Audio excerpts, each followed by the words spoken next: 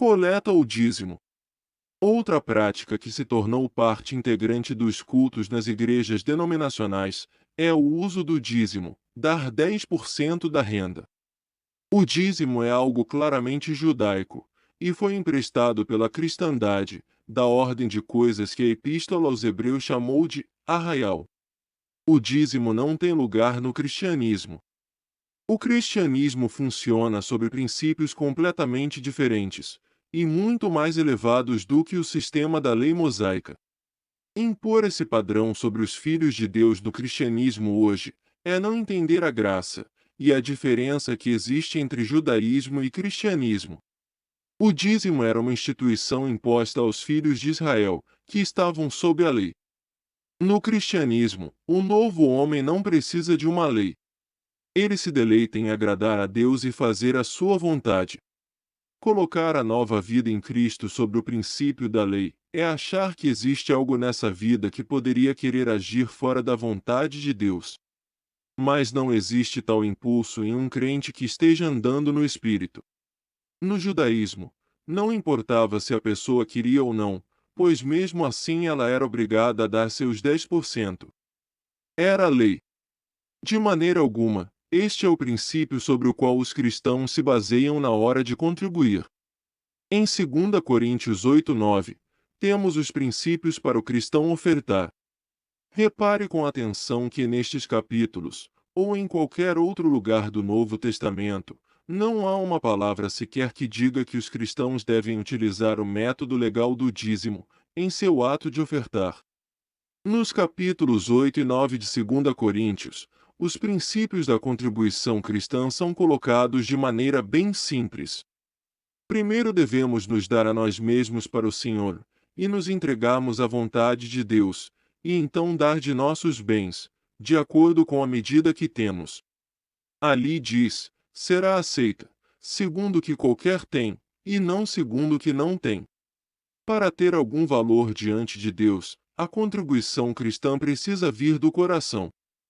Se não existir uma prontidão de vontade, então o ato de dar não passa de algo legal, e portanto não existirá nisso qualquer valor real de sacrifício. Estes capítulos também revelam o propósito da contribuição cristã.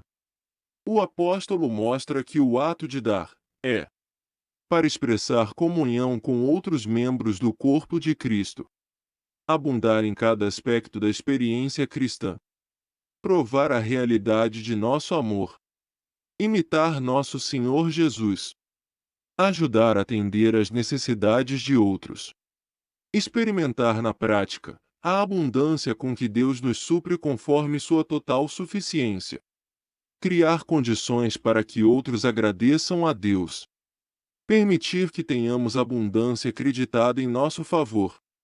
Na ordem de Deus, o que existe são as coletas feitas regularmente, quando os santos se reúnem no primeiro dia da semana. A palavra de Deus diz: ora, quanto à coleta que se faz para os santos, fazei vós também o mesmo que ordenei às igrejas da Galácia. No primeiro dia da semana, cada um de vós ponha de parte o que puder ajuntar, conforme a sua prosperidade. Embora a coleta mencionada nesta passagem fosse para as necessidades específicas dos santos em Jerusalém, o princípio continua valendo para nós hoje. Ainda existem necessidades específicas na igreja. A ocasião, quando a coleta deve ser feita, é quando os santos se reúnem para partir o pão no primeiro dia da semana. Hebreus 13, 15 e 16 conecta o sacrifício da beneficência e comunicação com o sacrifício de louvor que é oferecido no partir do pão. O que é estarrecedor na cristandade hoje, e certamente uma desonra ao Senhor, é vermos as denominações encorajarem, até mesmo aqueles que não são salvos, a ofertarem nas coletas. A impressão que isso dá, naqueles que são deste mundo, é que podem fazer algo de aceitável a Deus, ainda em seu estado não regenerado. E o que é pior, isso também passa a impressão de que o cristianismo é um sistema de toma lá da cá. Como alguém observou, seu Deus deve ser bem pobre, pois ele está sempre obrigando vocês cristãos a pedirem dinheiro. Não encontramos na Bíblia coletas envolvendo pessoas que não fossem salvas. A prática no princípio da igreja era de não fazer coletas públicas. Para evitar ideias erradas que o mundo pudesse ter dos cristãos, os servos do Senhor no início da igreja tinham o cuidado de não tomar nada daqueles dentre as nações, às quais eles levavam o Evangelho, pessoas que não conheciam o Senhor. Esta continua sendo a ordem para a igreja hoje.